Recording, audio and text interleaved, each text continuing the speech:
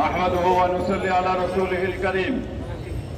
জুলাই সনদের আইনের ভিত্তি পিআর পদ্ধতিতে নির্বাচন ভারতীয় আধিপত্যবাদের পক্ষের শক্তি 4 দলীয় জোট সহ সকল 14 দলীয় জোট সহ পেশিবাদীর দোষরদের বিচার এবং জুলাইতে যারা আহত হয়েছে তাদের সুচিকিৎসা, যারা শাহাদাত বরণ করেছে তাদের ক্ষতিপূরণ সহ বিভিন্ন দাবিতে আজকে যোগপথ আন্দোলনের অংশ হিসাবে আজকের এই বিক্ষোভ পূর্ব সমাবেশের প্রধান অতিথি ইসলামী আন্দোলন বাংলাদেশের সিনিয়র নায়েব আমির, জুলাই আগস্ট আন্দোলনের অন্যতম সিপাহসালার হযরত মাওলানা মুফতি সৈয়দ ফয়জুল করিম শাইখে চরমনাই সহ অন্যান্য নেতৃবৃন্দ, সাথী ও বন্ধুগণ, জুলাই বিপ্লব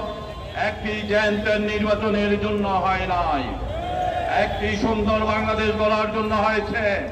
54 বছরের যেই নির্বাচনের পদ্ধতি আমাদের দেশে প্রচলিত রয়েছে, এই নির্বাচন পদ্ধতিতে আমাদের কোনো অধিকার প্রতিষ্ঠিত হয় নাই। আমাদের নির্বাচন পদ্ধতিতে ভোটের অধিকারই প্রতিষ্ঠিত হয় নাই। তাই আমাদের দাবি হলো পিআর পদ্ধতিতে নির্বাচন দিতে হবে। আমাদের দাবি জুলাই সনদের আইনি স্বীকৃতি দিতে হবে। একটি দল বলে ওনারা ক্ষমতায় গেলে আইনি স্বীকৃতি দিবে। আমাদের স্পষ্ট কথা, যেইভাবে চাঁদাবাজি করেছেন, দখলদারিত্ব করেছেন, 5 তারিখের পরে মানুষ দেখে ফেলেছে আপনারা কেমন সংস্কার করবেন আর জুলাই সনদের কেমন আইনি ভিত্তি দিবেন। আমরা স্পষ্ট ভাষায় বলতে দিতে চাই, আমরা নির্বাচনের আগে আইনি ভিত্তি চাই, সকল সন্ত্রাসীদের গ্রেপ্তার চাই। ফ্যাসিস্ট চলে গিয়েছে, তাদের দোসররা এখনো রয়েছে, বিভিন্ন দলে গিয়ে আশ্রয় নিচ্ছে, নতুন করে চাঁদাবাজি টেন্ডার নিচ্ছে বিভিন্ন বড় দল থেকে। আমরা জুলাই আগস্টের বিপ্লবের একজন সৈনিক হিসাবে আমার বাংলাদেশকে সন্ত্রাসী চাঁদাবাজির অভয় অরণ্যে আমরা হতে দিতে পারি না।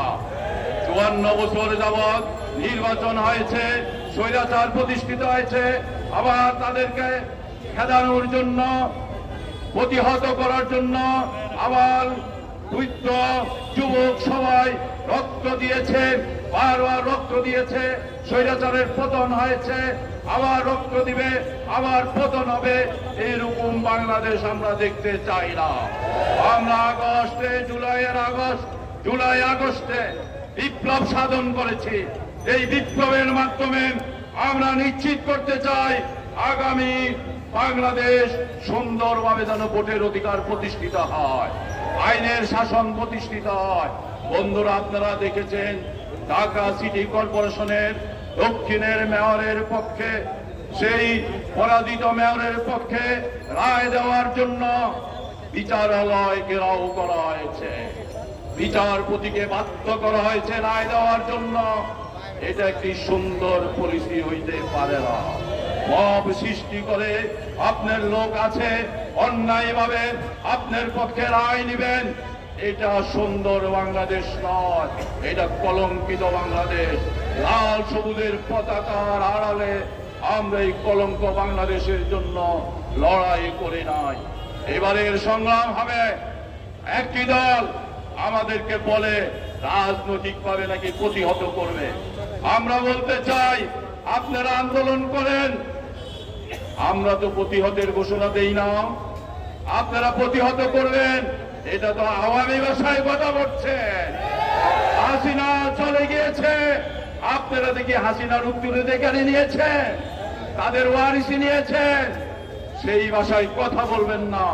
আপনাদের দাবি আদায়ের জন্য আপনারা আন্দোলন করুন, আমাদের দাবি আদায়ের জন্য আমরা আন্দোলন করুন। ফ্যাসিস্ট ভাষায় কথা বলা বন্ধ করুন।